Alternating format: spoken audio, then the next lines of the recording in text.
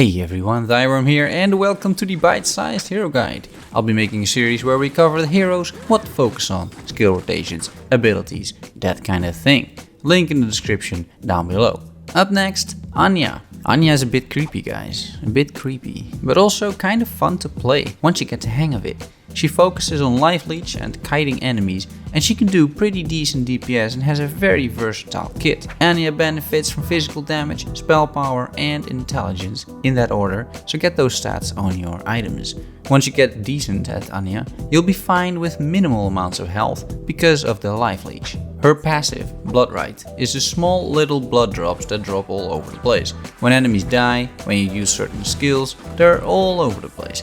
Pick those up to restore health and to increase your damage temporarily.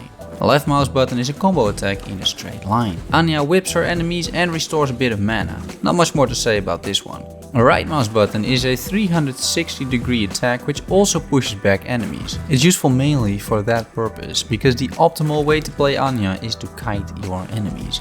Keep the skill available for those situations where you just need a little bit of additional air. Shift is your dash. It's very similar to the Dash of Kingewitch with two main differences. The cooldown on it is much longer, and if you dash through enemies, you leash their health, healing you in the process. Use dash to get out of harm's way or to quickly reposition yourself for another kiting session. Middle mouse button is the Bloodsucker, a bunch of bats that fly away and return to you. It heals Anya for each enemy it touches and is one of your most damaging abilities. It is particularly effective on bleeding enemies, so it should always be used after you cast your E.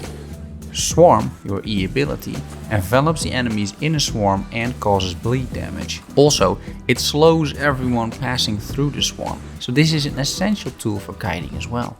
Always use Swarm first, let enemies pass through and then use the Bloodsucker for massive healing and huge damage.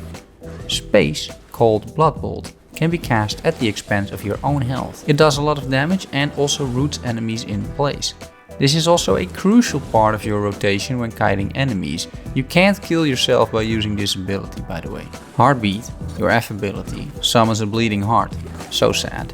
Every time you hit the heart, the range expands and you add 100% more damage to the blast, so hit that hard. Also, it does 300% additional damage to stun targets, so if you can line up this effect with the root from spacebar, the damage is absolutely massive in a huge area. This ability requires a bit of planning, especially when kiting, but once you master this combo, your damage output is really significant. There are a few combos you want to use.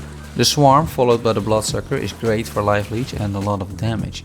Once enemies get too close, you want to use Space to root them in place and then use Shift to dash out, leeching health in the process. Finally, the most difficult combo is Summoning the Heart, your F.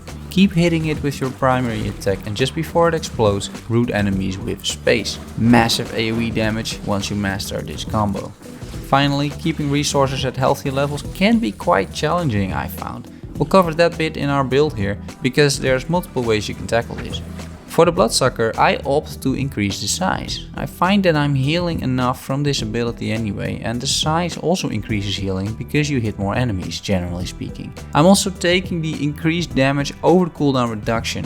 Main reason is that I'm struggling a little bit to have mana for all my abilities and rotations, so I might as well cast them fewer times, but with more damage. And 100% additional damage is significant.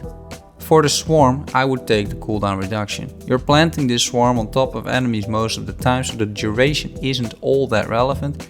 Being able to swarm a lot really helps you survive kiting encounters. I also opt for bleed duration rather than damage. Reason being that I want my enemies to bleed, so my Bloodsucker does way more damage.